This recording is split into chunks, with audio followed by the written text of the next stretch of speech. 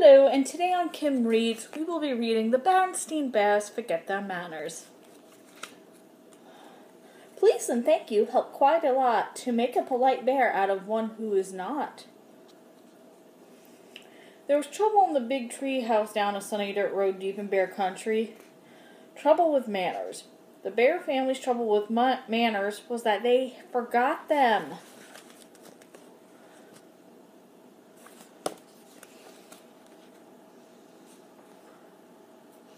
At first, it was just an occasional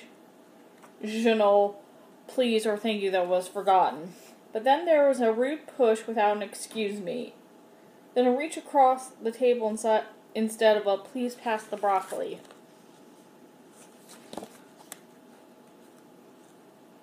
Mama Bear wasn't quite sure how or why it happened, but she was sure of one thing.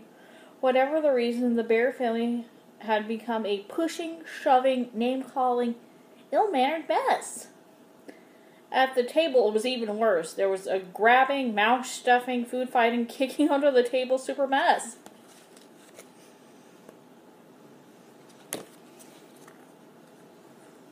Of course, Mama Bear tried to correct brother and sister's behavior. She tried coaxing. She tried complaining. She tried shouting. She tried going to Papa for help, though it sometimes seems to Mama that was part of the problem. Papa banged on the table and shouted as only he could shout, but nothing really seemed to do any good.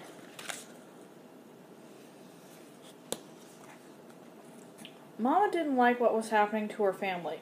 Not one bit. Something had to be done. But what? The best way to fight bad habits, she thought, was with good habits. Then she thought of a plan. She got out a big piece of cardboard and wrote the Bear Family Politeness Plan. When the plan was finished, she called a family meeting and showed it to Papa and the cubs. It certainly got the Bear family's attention. Mama's plan had a list of all the rude things she wanted to stop.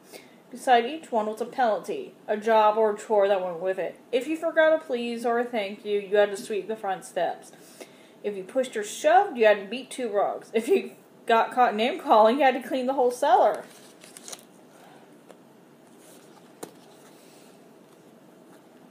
But Mama, sputtered the cubs, you're not being fair.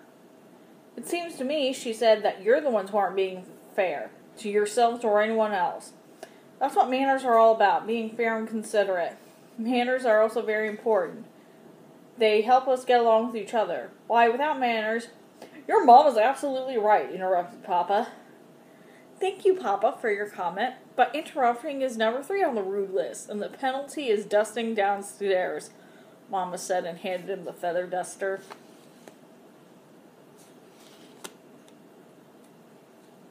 Said Brother. This looks serious. I think we better come up with a plan of our own, or we're going to be doing a lot of extra chores. What sort of plan? Asked Sister.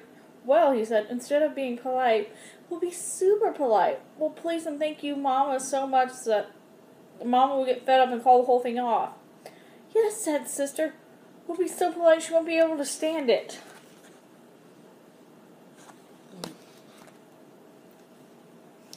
They put their plan to action. They were super polite. On the stairs.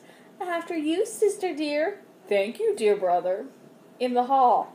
Excuse me, brother dear. Well, certainly, my dear sister. Waiting for the bathroom.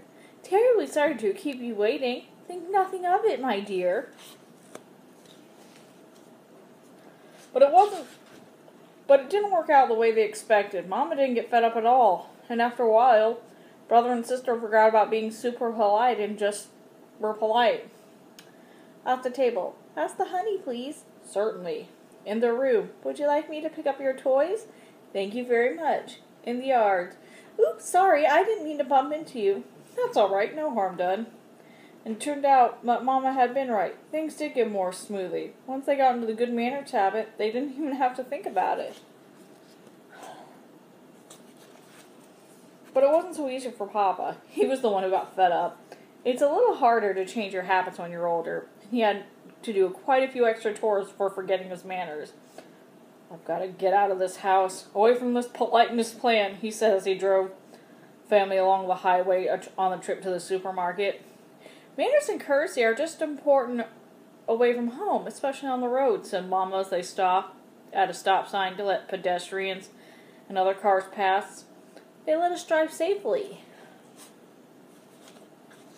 Well, grumbled Papa as they went all into the busy supermarket, I think you can have too much of a good thing. You've got to have common sense, along with manners. Why, if you let everyone go ahead of you at the checkout, you'd be here forever. And sometimes you have to interrupt. Excuse me, madam, he interrupted the shopper, but I believe you have a leaking bottle in your cart. The shopper thanked him for his help. You see, he said, driving home, there's more to life than remembering your manners. Besides, manners are all right for cubs and mama bears, but we papa bears have other things to think about. At that moment, the car in front of stopped suddenly, and Papa bumped into it. He was furious. Why, that pin-headed fiddle-brain, he snarled. Name-calling, reminded Sister. The penalty for name-calling was cleaning the whole cellar, so Papa gritted his teeth and remembered his manners. And a good thing, too, because climbing out of the other car was the biggest, angriest bear he had ever seen. But when the angry bear saw how polite Papa was, he remembered his manners, too. He explained that he stopped short because of a mama duck and her ducklings that crossed in front of him. Then he and Papa Bear looked at their bumpers and saw no harm had been done. As I was saying, said Papa as they continued on their way, it's very important for us to remember our manners at all times. And I want to thank you, Sister, for reminding me to remember mine. You're very welcome, I'm sure, said Sister Bear politely. And that's the end. I hope you enjoyed that. See you next time.